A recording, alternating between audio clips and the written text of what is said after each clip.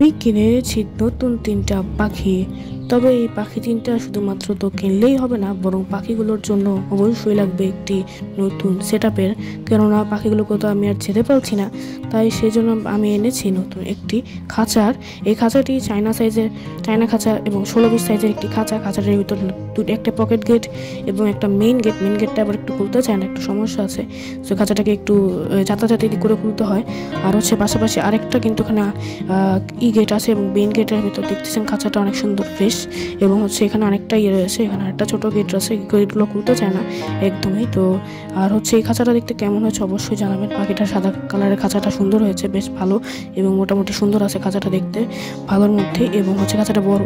আর এইখানে এই যে ৩জন মানুষ, ৩টা পাখি এই যে আনেছি এই চোষার জন্য। চোষা কিন্তু একদম পুরোপুরি একা এবং বাকি পাখিগুলোর কোনো রিয়েকশন নেই। এবং এখানে ঘুঘুগুলো রয়েছে, আর বাকি পাখিগুলো এখানে আমার একটা টেম করা পাখি আছে যেটার নাম দিয়েছে নীল। সো সেই জন্য এই পাখিটা খুবই কিউট। এবং এই পাখিটা হচ্ছে জাপানিজ বাজিগারের বাচ্চা।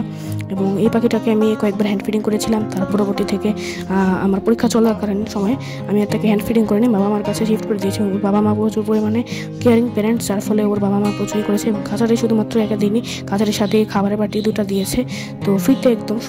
আর এখানে দেখতেছেন, এখানে আমি টোনার জন্য কিছু খাবার কিনে এনেছি শুধু। তো এখানে সূর্যমুখীর বীজ, যেটা আমি টোনাকে খাওয়াবো, পাশাপাশি টুনির জন্য মিলেট সেট আপ করে পরে 2000 years later. 1 ঘন্টা কাজ করার পরবর্তীতে ফাইনালি এই জোড়াটাকে আমি এখানে রেখেছি এবং এখানে টোসাকে রেখেছি এবং এখানে রেখেছি আমাদের নীল এবং ল্যাংড়াকে। 2টা পাখি এখানে কেউ বেশি একটা উঠতে পারে না এবং 2টা পাখি একটু কম ভয় পায়। এবং দেখছেন আমার নীল এখানে হাতের মধ্যে খেলাধুলা করছে এবং তাকে আমি হাতের ভিতরে রেখেছি।